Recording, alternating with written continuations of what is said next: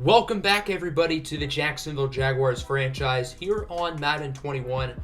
As today we kick off the second offseason in the series, we're going to go over everything before the draft. So that includes re-signings, free agency, trades, combines, a lot of stuff to go over today, so get ready. It's going to be a fun one. Last episode, I did a season recap / offseason preview. I went in depth about all of these stats, and I previewed some players we could look at in the draft and what to expect in the offseason. So if you want to watch that episode in case you missed it, I will leave a card at the top right of your screen.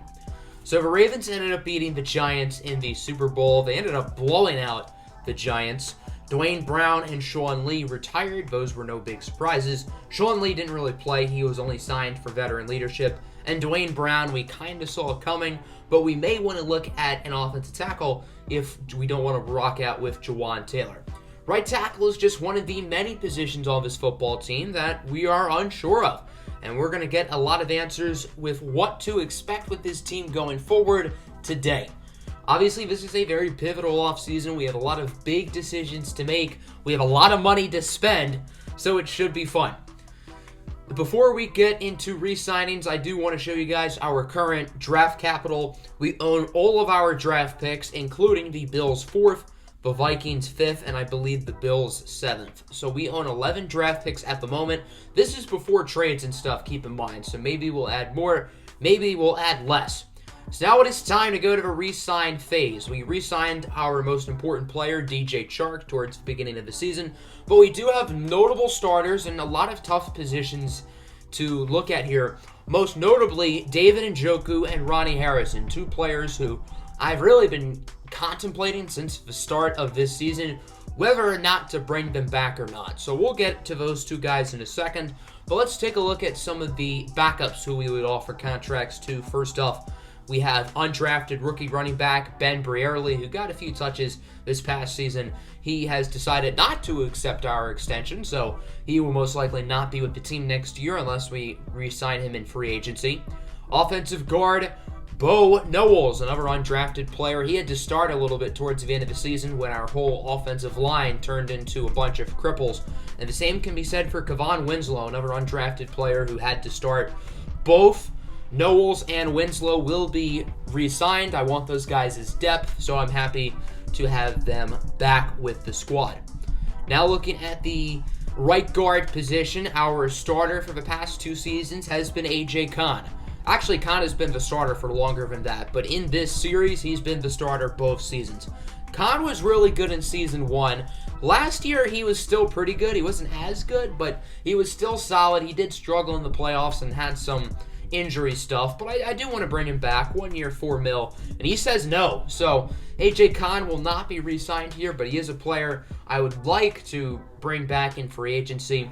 Linebacker Kamu Grugier-Hill, he made a few big plays this year, specifically as a special teamer, so I'd like to have him back on a 2-year deal. He says no, so far we're not looking too good here in the re-sign phase.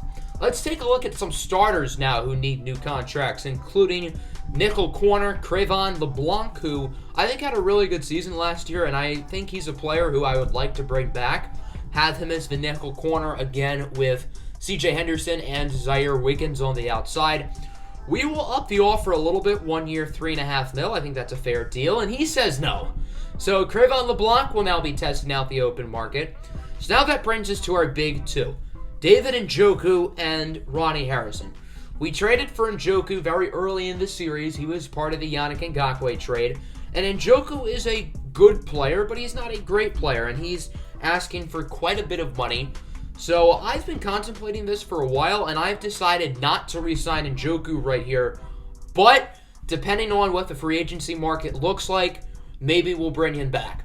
That's also what we're going to do with safety Ronnie Harrison. Harrison had a breakout season for us. He was really good. Got his development trait up to superstar, and then it went back down to star at the dev regression stage. But regardless, he was outstanding this year, and he is a player who I am still going to consider bringing back, but it depends on what the open market looks like, so we will not be re-signing him right now. Another starter here is Nelson Aguilar. He had a really good season for us. He was extremely clutch in the postseason. However, he regressed quite a bit. He's only a 75 overall, so I'm not going to re-sign him at this moment. And then Gerard Wilson at 3 safety. He's a fine player, but I do kind of want an upgrade at the position. He's a low-level starter. I think he is a fine starter, but I would like someone a little bit better there, so we will let Gerard Wilson walk as well. So that'll do it for the re-sign phase. The only players we were able to bring back were offensive linemen Bo Knowles and Kevon Winslow. Still going to look at a lot of guys in free agency, specifically Njoku and Harrison. Also still going to look at guys like A.J. Khan, Kamu Grugier-Hill, Crevon LeBlanc. So now it is time to look at the free agency stage. We have $82.5 million in cap space. If you subtract the rookie reserve from that, we have exactly $72 million to spend, which is a lot of money. And this free agency class ended up being one of the more talented ones. There are a lot of good players in here. J.J. Watt, Jair Alexander, Von Miller, Alvin Kamara, Mark Andrews, Leighton Vander Esch. All of those guys headline the free agency class. Not a lot of them are getting bids at the moment as well, which I find a little bit odd. A lot of teams are in bad cap situations, unlike us, obviously. But there are a bunch of talented football players here in free agency, and I'd be lying if I told you I wasn't tempted to bring some of these guys in. Other players in the class include Rashaan Evans. Baker Mayfield is a free agent. Michael Gallup is in here, Braden Smith, Orlando Brown. Looks like D.D. Westbrook was cut from the Giants. I think he signed a 3-year contract with them last offseason, and he's already back here. So Mark Andrews is not getting any bids at tight end, and I'm super tempted to do that. But the next best tight end, David Njoku, also does not have any bids. So I would rather sign David Njoku to a shorter contract than break the bank for Mark Andrews. So that's what we're going to do. 2 years, $18 million for Njoku. He was originally asking for around $6 million a year over 4 years. We're going to give him $9 million a year, but for 2 years. I'm not totally sold on him being the long-term tight end, but I do want to bring him back without totally breaking the bank for Mark Andrews. The safety class is very weak, and the best strong safety here is Ronnie Harrison, who is currently getting a bid from the Houston Texans. So we're going to offer Harrison a contract as well, try to bring him back. He will also be getting a shorter contract for 2 years.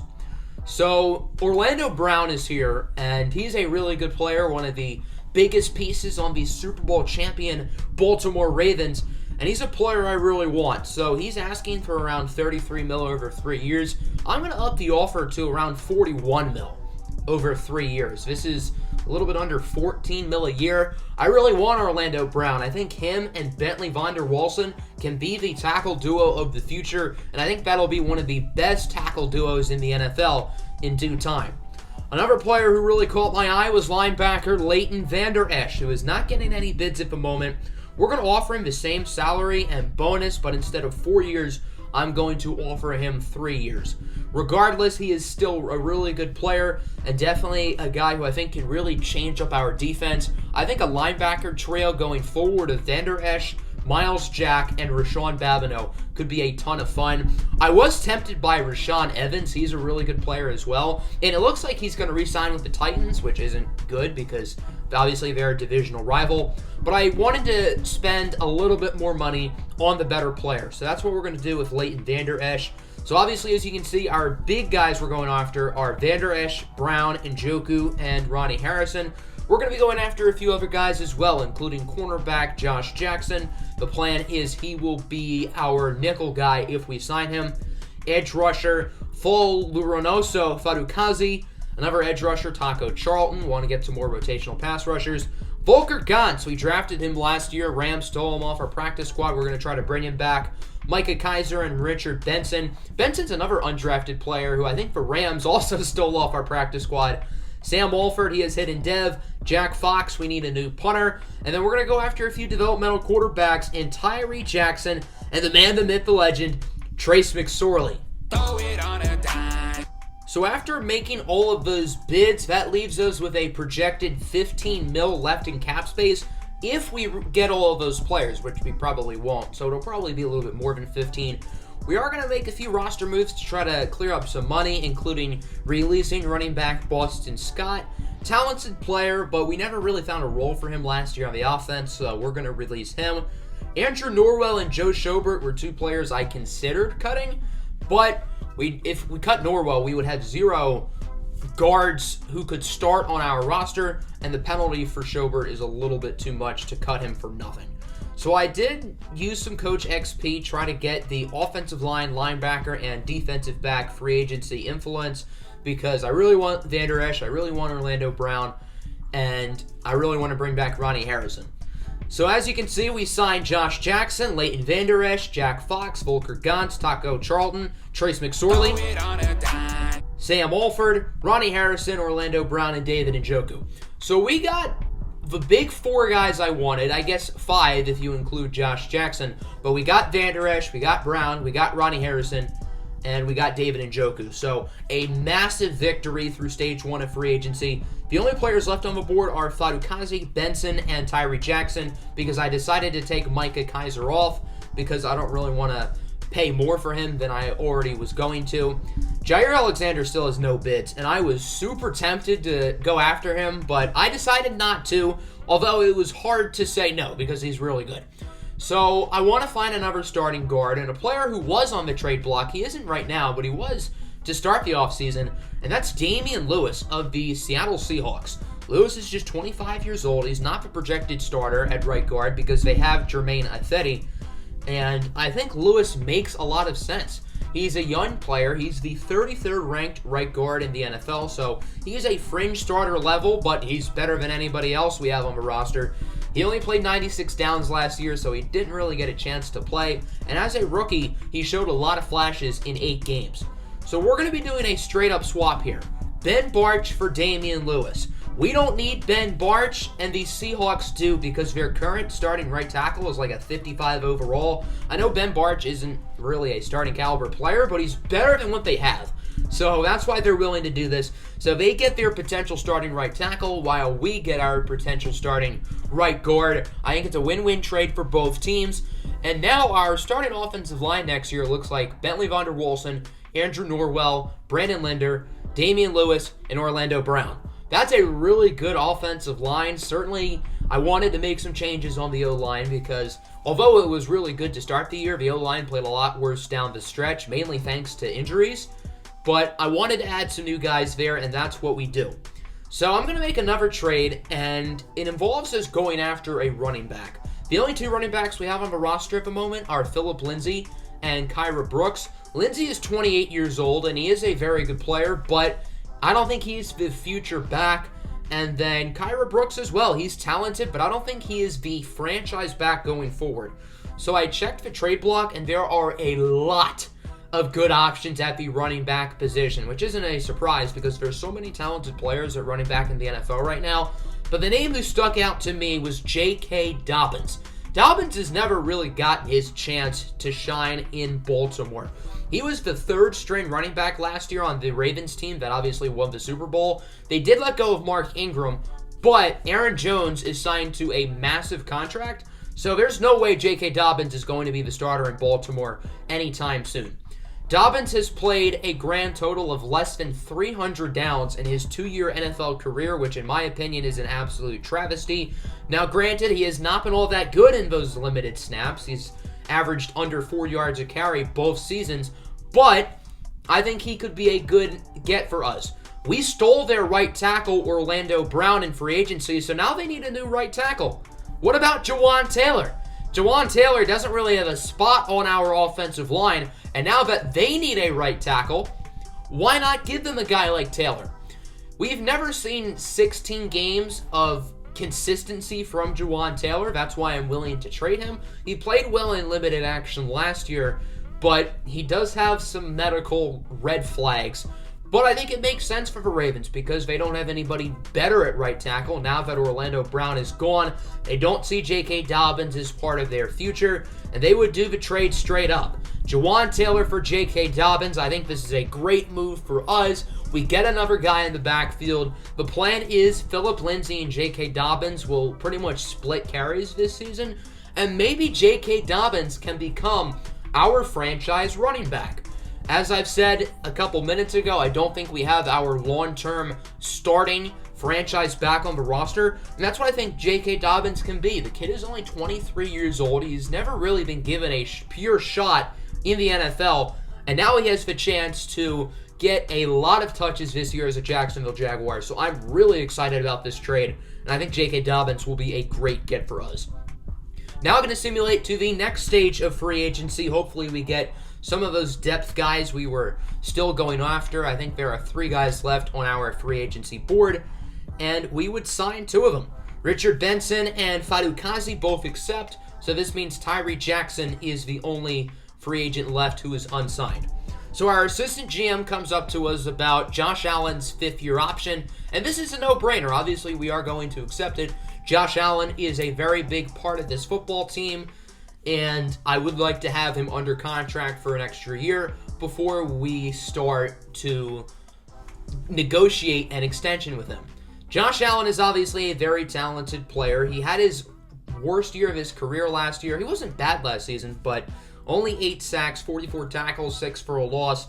So I'm not totally sold at this moment on giving him elite edge rusher money. So that's why I think the 5th-year option is so important. It gives us an extra year to evaluate what he can do for us.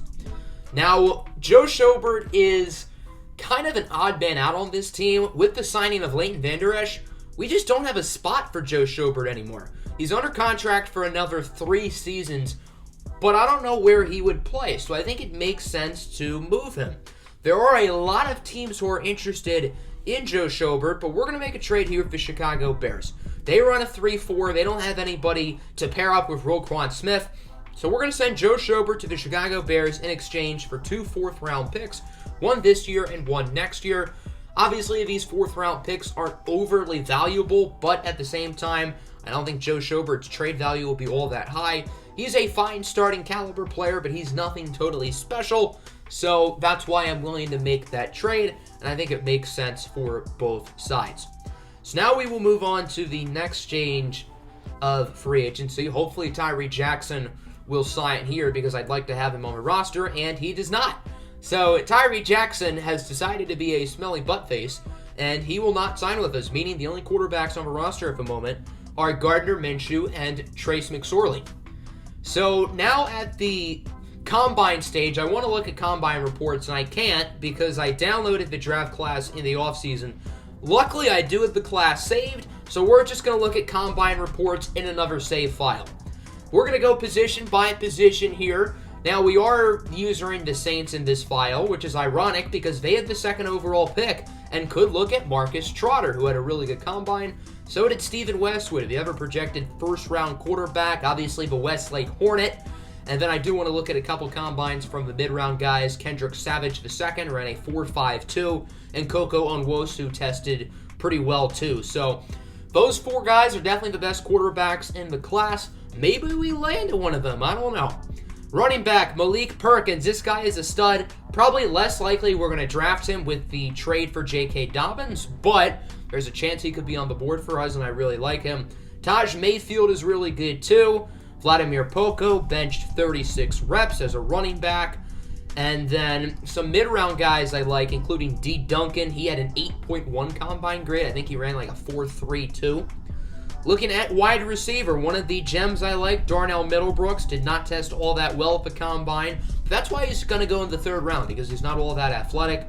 And then one of the fastest 40 times, Casey Shock out of Toledo, 4.3 flat. This kid can fly. Game-changing speed he has, and he'd be a very interesting get for a team like Jacksonville in the 3rd or 4th round. Weak tight end class, there are some good players. Braylon Gerland, the offensive tackle out of Florida, tested pretty well. He's probably going to be a top 5 pick. Really, really good football player. Somebody's going to get a franchise left tackle. And then the rest of the offensive linemen, nothing super notable to go over. This is a weak offensive line class. Enough said. The best prospect in the draft, Delvin Hines, obviously tested off the charts. This is not a huge surprise. The Falcons own the number 1 overall pick. They could draft a quarterback. They could look at Marcus Trotter or even Stephen Westwood, but I expect them to select Delvin Hines, who I think will be a game-changing edge rusher in the NFL right away. At right end, I was very disappointed with Atlantis Perrigo's testing. I thought he would test off the charts as well, but he didn't, so I'm not as high on him as I was. I know he's a third-round talent, but I really liked his athletic upside. A little bit disappointing to see him not test all that well. Gotta look out for Joaquin Tejada, recently entered into the draft class. He tested very well at the Combine, and I'm very curious to see where he ends up going. Very good player, but is his commitment to football there? That's the question with Tejada. That's why he's a projected third-rounder. Looking at the linebackers, I think this is a really solid linebacking class. A lot of talent here. Denver Mullins, Maxwell Patterson, Josiah Woldridge, all worthy first-round picks. Jacksonville doesn't really need a linebacker, though, so don't expect any of those guys to be suiting up in Jacksonville. At corner, Tristan Moon only ran a 4.43. I was a little bit disappointed by that. I think he's really fast. But look at Paul King. 4.26. Hello. Paul King, who had a very disappointing redshirt sophomore season at Westlake, declares for the draft and has the fastest 40-yard dash of anybody at this year's Combine. Safety is a huge need, specifically free safety. The top two guys, Thad Cage and Jalen Augustine Jr., both tested really well, which isn't a huge surprise because they're both super athletic. Dwight Garrett as well tested really well. He could be a guy we look at, and then some second-round guys I like, Julius Williams and Marcus Granson, two really talented players who could become Jaguars. Strong safety, the class isn't as talented, but again, there are a lot of good safeties here, and then the special teamers, not really going to go in depth about them. So I do want to take a look at a quick mock draft real quick. For those who know, I love me some mock drafts. This one was recently put out for the first round, and I do want to talk about it. There are a lot of interesting picks here. This mock has the Jaguars selecting Jalen Augustine, the safety out of Miami. I think that'd be a really good pick at 25. He could probably start at free safety right away for us. The number one pick is Delvin Hines here out of Westlake. This mock draft has Marcus Trotter and Stephen Westwood going to the Saints and Steelers, respectively. Some other interesting picks, Joaquin Tejada at the end of the first round for the Ravens. The rich get richer. And then Kendrick Savage II, the quarterback going to a Washington football team, even though they just made the NFC Championship. Do they think Dwayne Haskins is their guy? And according to this mock draft, it doesn't look like they believe that Dwayne Haskins is the man. So that will bring us to the NFL draft stage. I do want to take a look at where all of the big free agents signed around the league. Alvin Kamara does not have a job. This is the second straight year Kamara did not get signed right away. Kamara signed in the preseason to be the backup for Saquon Barkley with the Giants last year. So our signings, Leighton Vander Esch, Orlando Brown, David Njoku, Ronnie Harrison, Josh Jackson, Fuller Reynoso, Fadukazi, Taco Charlton, Volker Gantz, Richard Benson, Sam Alford, Jack Fox, and Trace McSorley. Throw it on a dime. Unfortunately, Tyree Jackson did not sign with us. As J.J. Watt is no longer in our division, he's a Cardinal. Jair Alexander signs with the Giants. The Bengals spent big money. They get Von Miller, Mark Andrews, and Braden Smith. So Cincinnati is making a playoff push this year. Michael Gallup signs with the Steelers. I wonder who's going to be throwing him the ball, because it's not going to be Duck Hodges, who's the only quarterback on their roster. Brandon Graham to Cincinnati, Sony Michel to Houston, Rashaan Evans to the Broncos, Baker Mayfield with the Giants. So the Giants now have Baker Mayfield, Daniel Jones, and Jeremy Watson all at the quarterback position. And now the Browns don't really have a set starter. I believe their current highest rated quarterback is 67 overall, Malik Edwards-Hoskins, who was drafted last year. I like him a lot, but I compared him to Taysom Hill in the prospect profile I did for quarterbacks in the first draft. So Browns fans, unless you guys draft a quarterback or trade for one of those backups on the Giants, you're getting a younger version of Taysom Hill at quarterback, so enjoy it. That'll end today's episode. This team certainly looks a lot different, and I think it looks a lot better. Next episode, we have the NFL Draft. I'm going to do the NFL Draft pretty much how I did it last year, so I hope you guys are excited for that. I know I am. Very big free agency period for our Jaguars. We were certainly aggressive as we tried to be an even better football team next year. I'm out. Take it easy. Peace.